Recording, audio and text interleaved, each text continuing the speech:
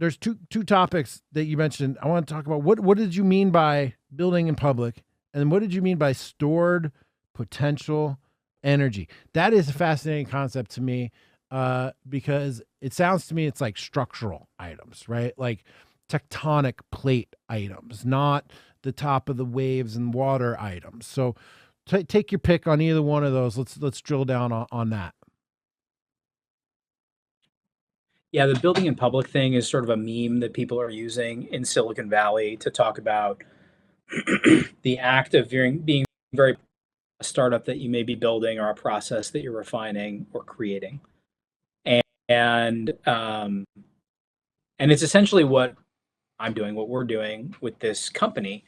Um, and the point that I'm making here is not that there's anything wrong with it. In fact, it's exactly what I'm doing. The point is, it's a reflection of the same generative function that that drove Boyd and his acolytes, and that drove the YC community and Facebook to this move fast and break things concept. It's this idea that you get information by seeking information, and you seek information as quickly as you can, and you integrate that as quickly as possible into your thinking and your doing.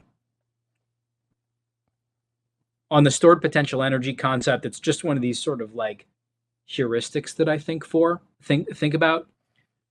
Stored potential energy is this simple concept, which is that right now I'm expending energy by lifting this watch up, distance. It took, one fraction of a kilocal to do that. And what it means is that, when I drop the item, the energy contained within that item impacts my hand when I catch it as force. So like stored potential energy is like when you carry a rock up a hill and then you drop it on the hill and it rolls down. Force that it has that has essentially been stored in that rock because you carried it up from sea level to 100 feet above sea level, and then you dropped it off the cliff and it impacted the sand below. That's stored potential energy. So when I think about big concepts, big abstract ideas, the search for stored potential energy is one that is just an idea that I sort of keep in my mind. Like, where are places where these like friction points that if you can release them cause action very quickly or powerfully or in a very specific direction. I don't know what more to say about that. No, It's I like like it.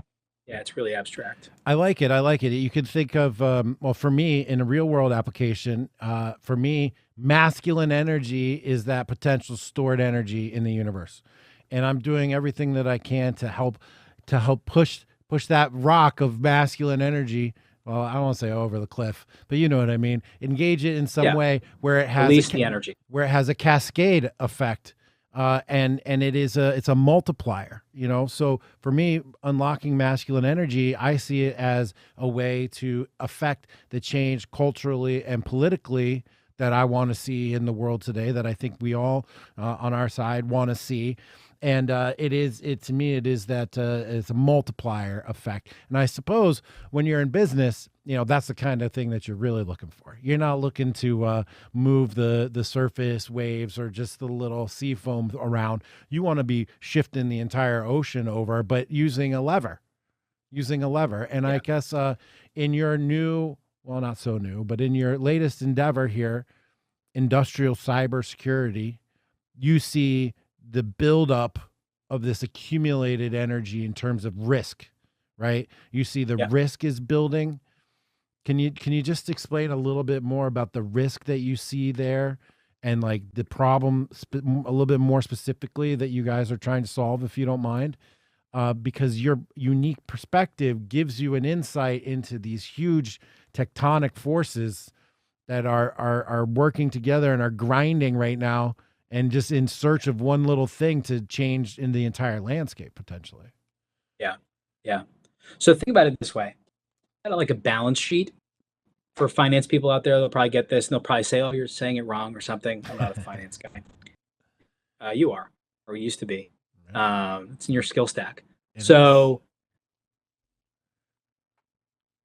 for many years, corporate cultures had this sort of lean Six Sigma mindset where what they were searching for, and I think this is a good thing, by the way, was increased efficiency, increased uptime, increased accuracy, five nines of precision, they'd say. This is lean Six Sigma stuff, business stuff. Essentially, it means that like when I conduct a process that's supposed to achieve a specific and measurable outcome, again, people may say that's not the definition, but from what I understand it, when I conduct a process that has a specific outcome that I can measure and identify, I want it to perform that action that produces that outcome out of like 10,000 times. You want it to happen 9,999 times out of 10,000. And that's your error rate or whatever. Maybe it's larger, maybe it's like 100,000. But the point, corporate operational cultures were driving towards this level of precision and predictability because it lowers costs, it increases your ability to scale. And in the pursuit of that, what we did was we digitized many of these processes that used to be done by humans because we said, oh, the human, you know, 9,999 times they turn the dial to the right number. And then sometimes we have someone that's tired or they're 10 minutes left in their shift and their mind's not focused on it and they get a little bit wrong and it causes a small error. And so we've injected digital systems into the entire industrial world. And people are just starting to realize this. And it is just starting to become apparent that so are malicious actors. And so you see things happen. There's a brewery that went down. Molson Coors Brewery went down for days, if not weeks, earlier this year. A meatpacking plant, a water treatment facility that nearly started churning out poisonous water in Florida. These are all little warning signs that are happening right now. We're seeing that these systems, which are not, I don't want to say that they're not well protected, features of these operational communities inside these companies are very much focused on it's got to work 100% of the time. And so I can just tell you, having the background that I've had, that these problems are compounding and they're increasing. It's going to be this like short squeeze where all of a sudden it's going to be really clear that a bunch of these commercial infrastructures, critical infrastructure, need to be protected in a way that they've never been protected before, and in many ways haven't even been engineered in order to enable them to be protected. And so that's what I'm talking about stored potential energy. We thought we were buying down risk. We thought we were buying down, we thought that we were increasing optimization. What we were really doing was like, it was a long-term loan that we were taking out. And that loan's coming due, and people don't understand that. And so we're building a company right there. It sounds to me that your thesis has, I'm not going to say fear in it, but sees huge risk, compounded risk, stored risk, risk that has been injected into every element of our industrial society, which, by the way, is what heats and feeds and protects us, right? So this is not a non-trivial. This is non-trivial here. Yeah. Did you take away before you went to the White House and after you came out? Did you come back with a higher elevated sense of risk for this for our industry? Yeah. Yeah. That's disheartening in some ways. It's a little worrisome. A little worrisome that when you finally get inside and hear all the information and talk to the people in charge and see how the policies work and see the big picture in practice, that it increases your worry.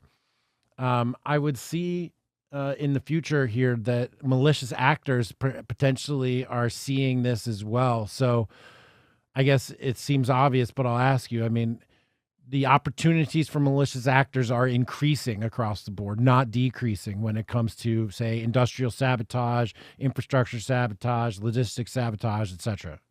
Yes?